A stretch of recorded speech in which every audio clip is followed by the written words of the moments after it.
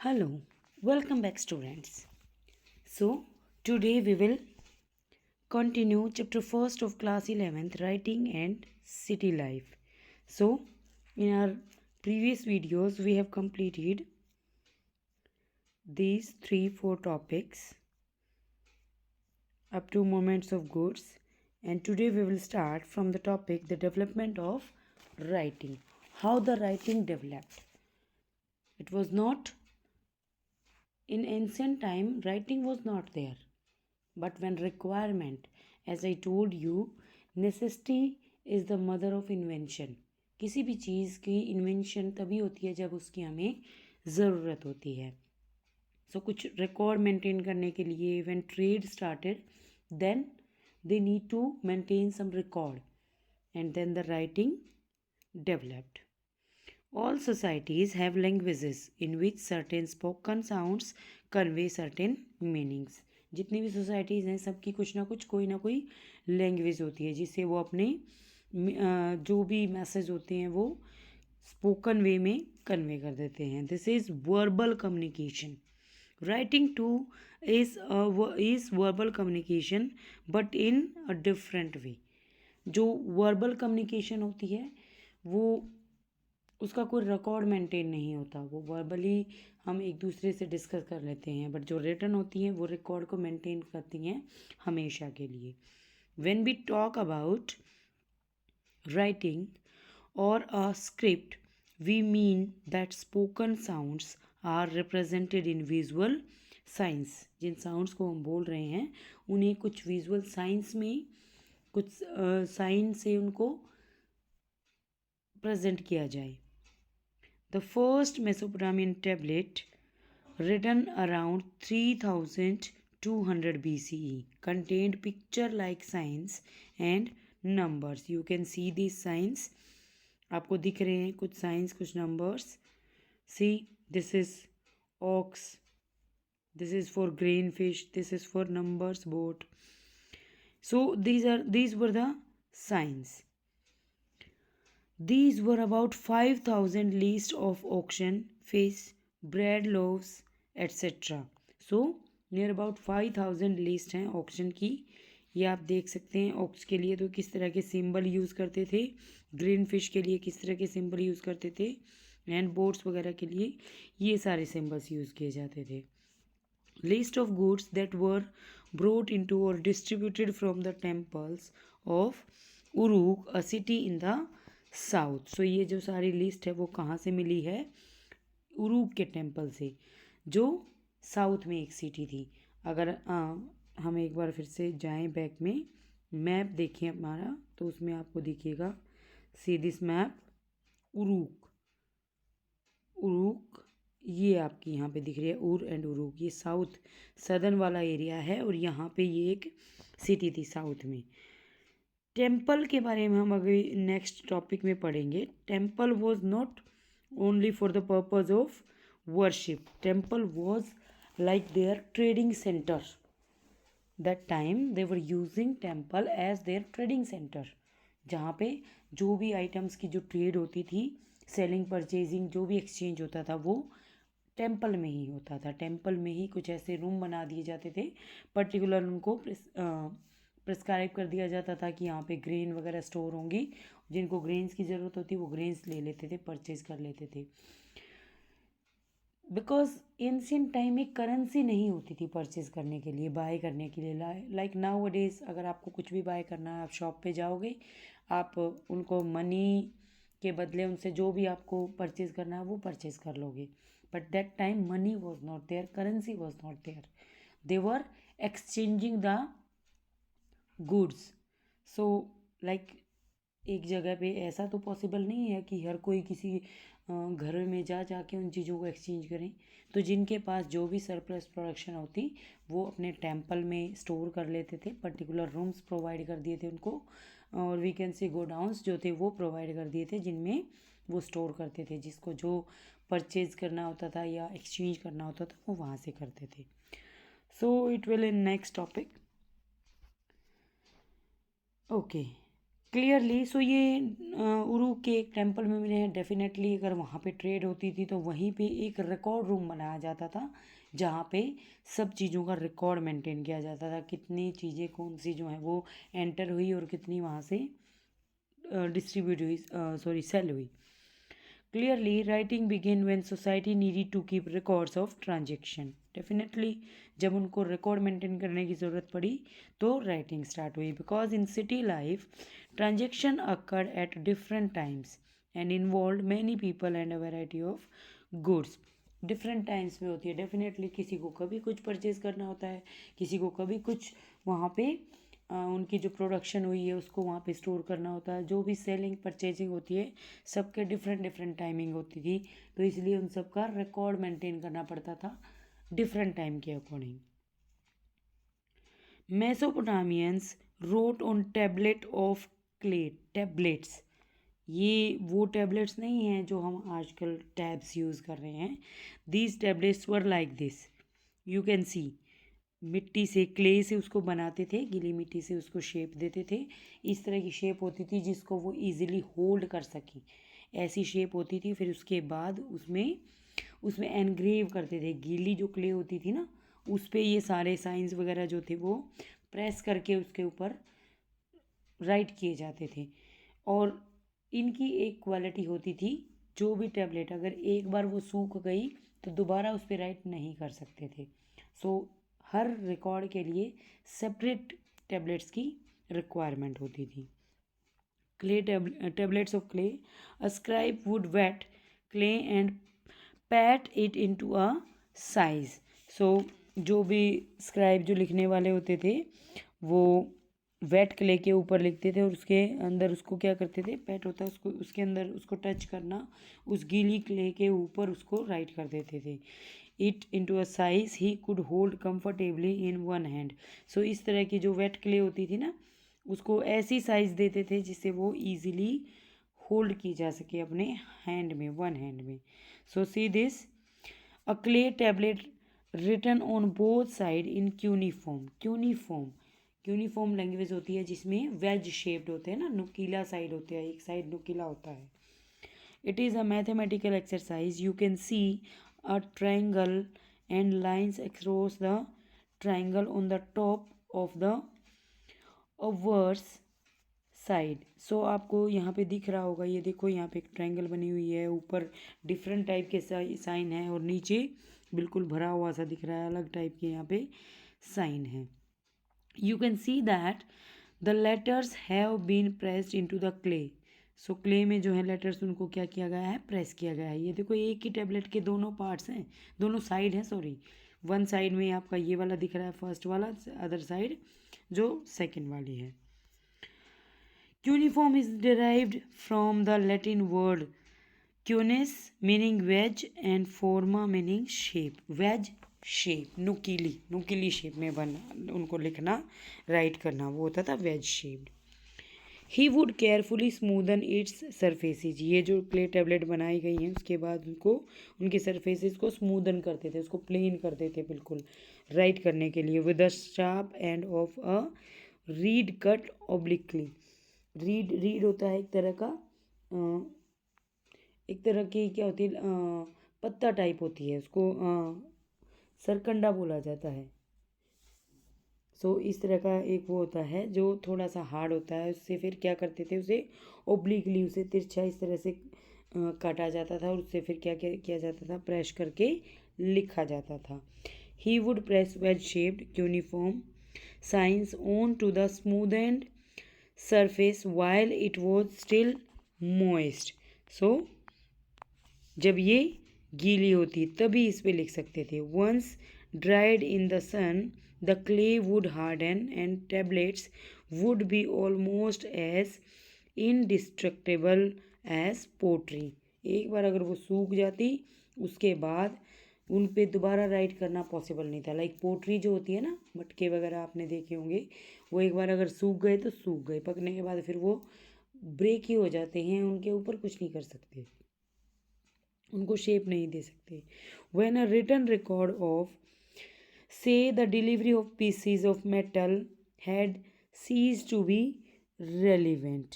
सो जब कोई भी जो रिकॉर्ड है, रिटन रिकॉर्ड, ये बताता है कि कुछ पीसीज, मेटल के पीसीज का की डिलीवरी हुई है, तो वो एंड कहाँ पे होती थी?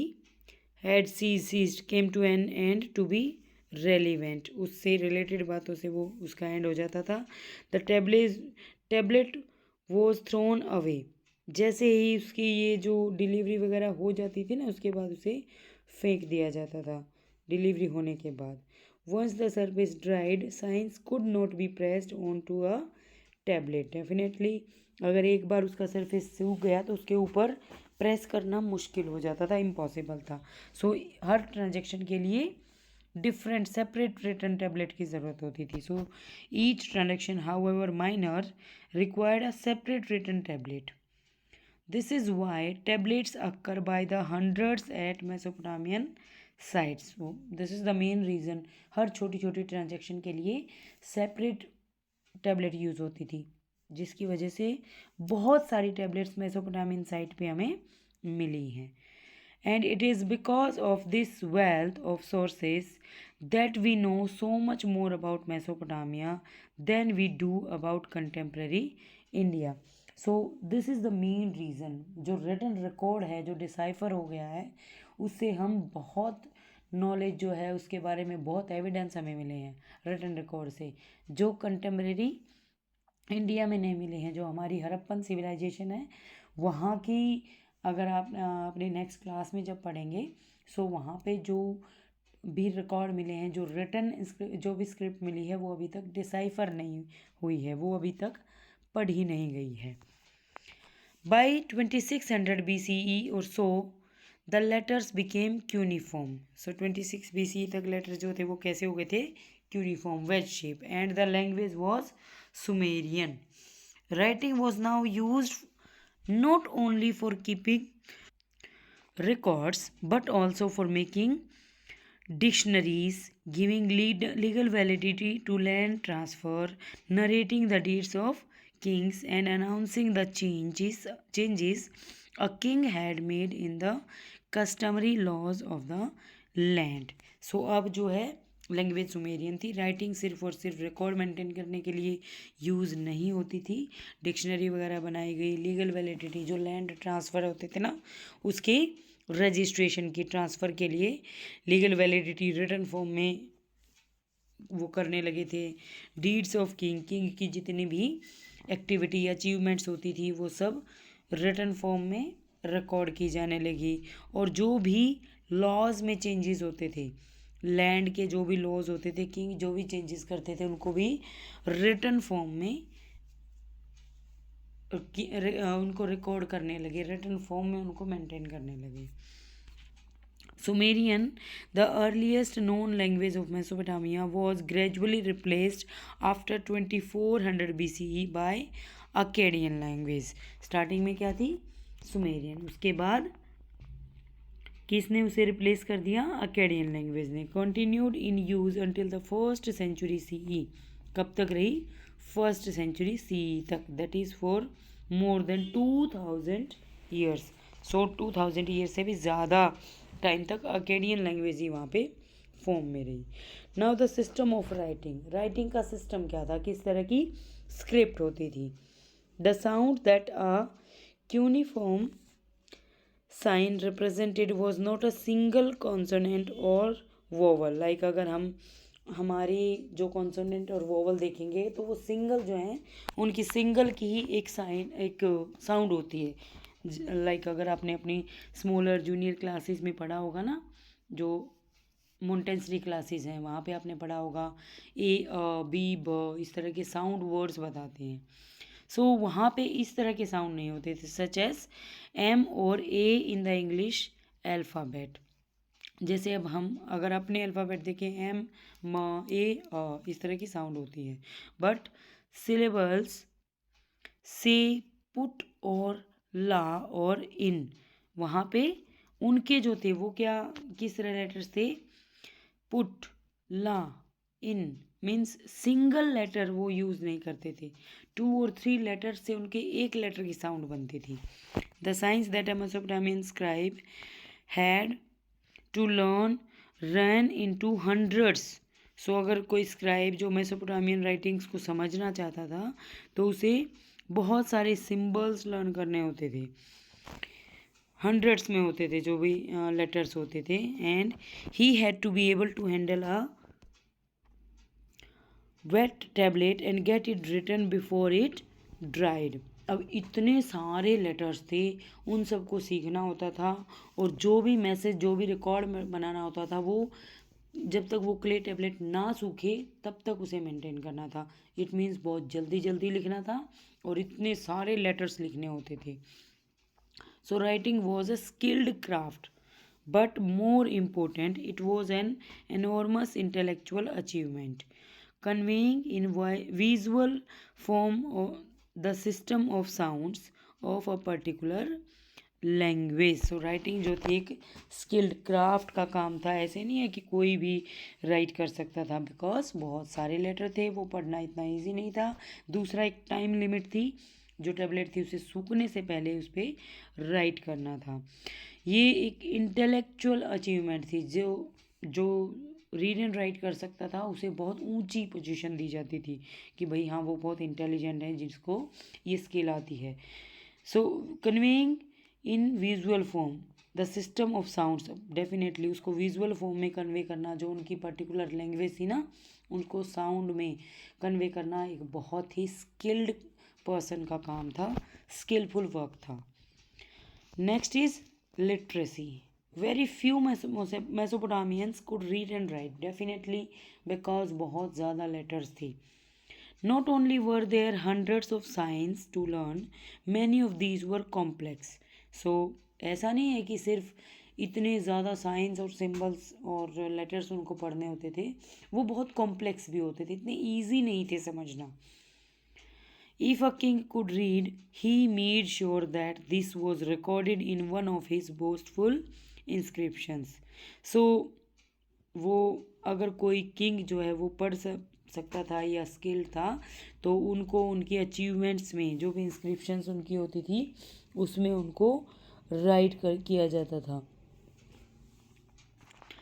For the most part however writing reflected the mode of speaking. अगर हम बात करें तो मोस्टली राइटिंग जो है वो किसे रिफ्लेक्ट करती है, जो स्पीकिंग होती है। ऐसा तो कुछ नहीं है कि राइटिंग राइट कर सकते हैं और उसे हम बोल ना सकें।